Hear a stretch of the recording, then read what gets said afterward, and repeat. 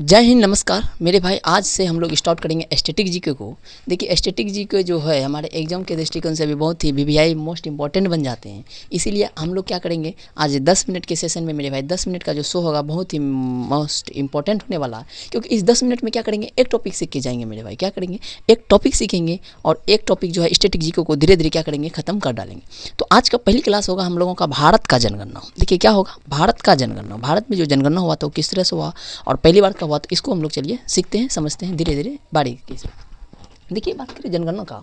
देखिए हमारा जो जनगणना है, हम लोग जनगणना कब का पढ़ेंगे। देखिए हम लोग का जो लास्ट जनगणना हुआ है हाल ही वर्ष में, कहीं ना कहीं 2011 में हुआ है।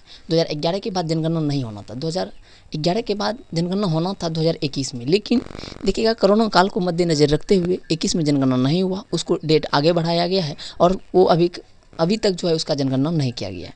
तो हमारा जो पिछली बार जो जनगणना हुआ है वो 2011 में हुआ था। तो 2011 का ही आधार बना के मेरे भाई पढ़ना है। क्वेश्चन जो पूछे जाते हैं 2011 के ही आधार बनाकर उसको पूछे जाते हैं। तो हम लोगों को 2011 का ही जनगणना पढ़ना है ताकि वहाँ से मेरे भाई किसी भी प्रकार का क्वेश्चन नहीं छूट सकता है। तो हम लोग पढ़ेंगे पूरे भारत, इंडिया का जनगणना पढ़ेंगे, पूरे भारत का जनगणना। उसके बाद नेक्स्ट टॉपिक में हम लोग बिहार का भी जनगणना पढ़ेंगे।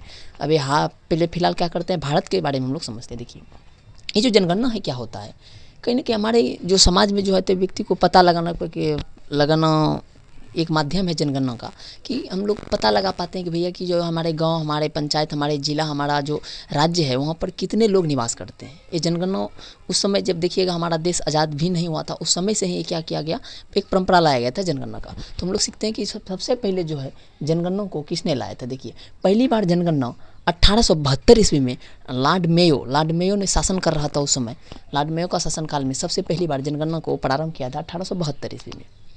लेकिन वो नियमित रूप से नहीं था, ऐसे ही मेरे भाई ट्राई के लिए जो है ना, एक ट्राई के लिए किया गया था पहली बार जनगणना। क्वेश्चन पूछेगा कि पहली बार जनगणना कब किया गया था, तो बोलिएगा 1872 ईस्वी में, लॉर्ड मेयो के काल में। लेकिन एक नियमित रूप से एक नियम बना दिया मेरे भाई कि जो जनगणना होगा वो हर 10 वर्ष के बाद एक बार जनगणना किया जाएगा। हमारे देश में क्या होगा, हर 10 वर्ष के बाद क्या होगा, एक बार जनगणना किया जाएगा, ताकि उससे हमें अनुभव हो सके, पता लग सके कि हमारे देश का जनसंख्या कितना है, हमारे देश में कितने लोग निवास करते हैं, कितने लोगों की डेथ हो चुकी है। तो इसके लिए क्या किया, जनगणना का मेरे भाई एक दृष्टिकोण लाया गया। तो सबसे पहले बार 1872 में किया गया, लेकिन उसके बाद देखा कि नियमित रूप से 1881 ईस्वी में लॉर्ड रिपन के शासनकाल में क्या किया गया, एक नियमित रूप से जनगणना किया गया। कब, 1881 ईस्वी में। और उस समय ही निर्धारित किया गया कि हर 10 साल पे क्या होगा मेरे भाई, कि जनगणना किया जाएगा। तो क्या किया जाए, हर 10 साल पे। यहाँ पर कई बार क्वेश्चन यहाँ पे भी बनते हैं, सीखिए देखिएगा, कई बार क्वेश्चन पूछे भी गए कि जो है स्वतंत्र भारत में, जब हमारा देश आज़ाद हुआ 1947 ईस्वी में, उसके बाद हमारे भारत में कब जनगणना किया गया था।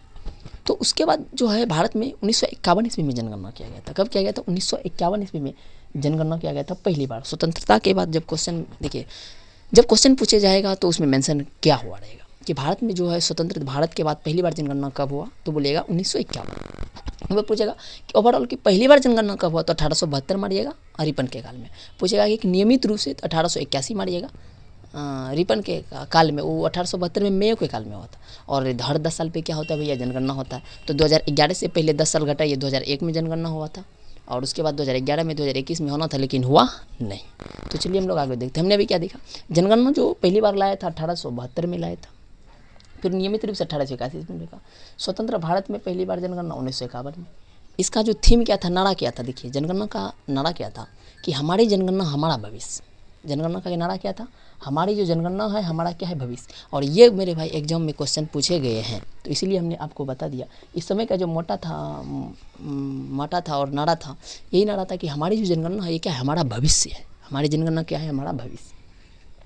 तो हमने क्या सीखा, समझिए, ये 2011 में जो जनगणना हो रहा है, ये कहीं ना कहीं ये 15वीं बार जनगणना हो रहा है। क्या बार जनगणना हो रहा है, 15वीं बार जनगणना हो रहा है। तो इसको याद रखिएगा मेरे भाई कि भारत में जो 2011 में जनगणना हो रहा है, ये 15वां बार जनगणना हो रहा है। और पूछेगा कि स्वतंत्र भारत में जब हमारे देश को आज़ादी मिली 1947 में, उसके बाद कितनी जनगणना है, बोलिएगा 7वीं जनगणना है। कितनी जनगणना है, 7वीं जनगणना है। और कितनी जनगणना, 7वीं जनगणना। यहाँ तक मेरे भाई समझ में आ गया होगा। अब हम लोग देखते हैं भारत की जनसंख्या। देखिए भारत में जनसंख्या कितना निवास करते हैं, उस चीज़ को देखते हैं। भारत में जनसंख्या जो है कहीं ना कहीं 121 करोड़ लोग क्या करते हैं, निवास करते हैं 2011 के जनगणना के अनुसार। लेकिन बात करें अभी वर्तमान में, कहीं ना कहीं 144 करोड़ से भी ज़्यादा लोग मेरे भाई भारत देश में निवास करते हैं।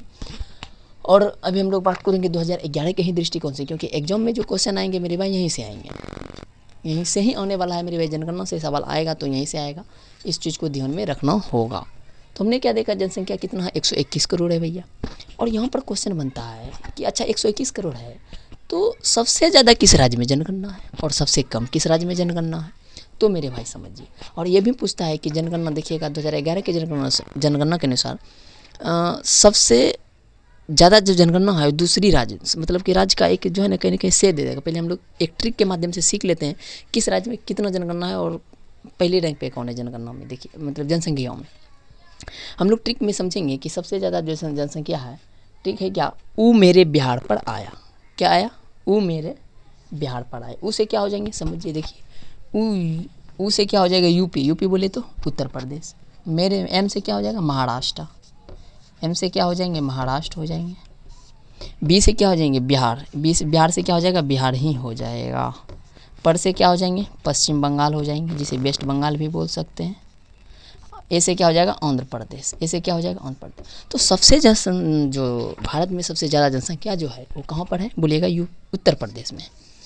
तो यूपी में है मेरे भाई। जनसंख्या के मामले में सबसे जो बड़ा राज्य है, सबसे जो पहला रैंक पे राज्य है कौन है, यूपी है, उत्तर प्रदेश। उसके बाद दूसरे रैंक पे कौन है, महाराष्ट्र है।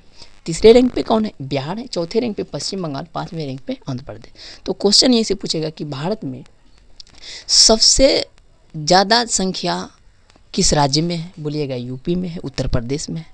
बोलेगा भारत में सबसे बड़ी जनसंख्या कहाँ है, दूसरा राज्य में, तो महाराष्ट्र बोलेगा। तीसरा रैंक पे बिहार बोलेगा। बिहार जो है कम स्थान पे है जनसंख्या के मामले में, तीसरे रैंक पे है।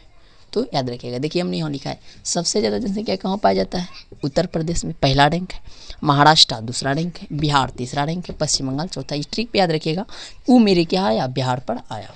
अब यहाँ पर क्वेश्चन बनता है कि भैया सबसे कम जो है जनसंख्या कहाँ निवास करता है। देखिए सबसे कम सिक्किम में निवास करते हैं। क्या करते हैं, सबसे कम सिक्किम में जो है जनसंख्या जो है वहाँ पर निवास करते हैं। उससे भी कम मिजोरम में, उससे भी कम कहाँ पर मिजोरम में, और उससे भी कम कहाँ पर अरुणाचल प्रदेश में। तो कहीं ना कहीं एक 3 ठो को ध्यान में रखना होगा, क्योंकि देखिए जब पहला जो आद करके तो सभ्य कोई रख लेता है वहाँ, लेकिन वहाँ से क्वेश्चन फंसाने का काम करता है क्या कि सबसे कम पूछेगा तो सिक्किम, उससे भी कम मिजोरम, उससे भी कम अरुणाचल प्रदेश में। और पूछेगा कहीं कहीं, देखिए हम लोग तो अभी राज्य ही देखा है, क्वेश्चन फंसा सकता है कि आप बताइए कि केंद्र शासित प्रदेश में सबसे ज़्यादा कहाँ की जनसंख्या है और सबसे कम कहाँ की जनसंख्या है। तो केंद्र शासित प्रदेश में देखिएगा सबसे ज़्यादा संख्या है तो कहाँ का है, दिल्ली का है। कहाँ का है, दिल्ली का है सबसे ज़्यादा। यूटी बोले तो यूनाइटेड टेरिटरी केंद्र शासित प्रदेश। सबसे ज़्यादा केंद्र शासित प्रदेश कहाँ पर है, दिल्ली में। और सबसे कम कहाँ पर है, लक्षद्वीप में। सबसे कम जनसंख्या केंद्र शासित प्रदेश में देखिएगा भारत में तो वो लक्षद्वीप में है, और सबसे ज़्यादा देखिएगा तो दिल्ली में। तो मेरे भाई आज हमने क्या सीखा, भारत का जनगणना, भारत में जो जनगणना हुआ था 2011 का जनगणना हम लोग पढ़े हैं, और यहीं से मेनली क्या होता है क्वेश्चन बनता है। तो देखिए विभिन्न प्रकार के एग्जाम में भी पूछे भी गए हैं मेरे भाई। आगे आने वाले एग्जाम में देखिएगा रेलवे के एनटीपीसी में भी मेरे भाई क्वेश्चन पूछा गया है। तो आई होप मेरे भाई जनगणना इसको समझ में आया होगा। इसको मेरे भाई नोट्स बना के क्या होगा एक बार याद कर लेना होगा, ताकि मेरे भाई किसी भी प्रकार से कहीं पर क्वेश्चन बनते हैं तो उसको छोड़ ना पाए। तो आई होप आप लोगों की क्लास समझ में आया होगा। मिलते हैं मेरे भाई नेक्स्ट क्लास में, तब तक के लिए जय हिंद, वंदे मातरम।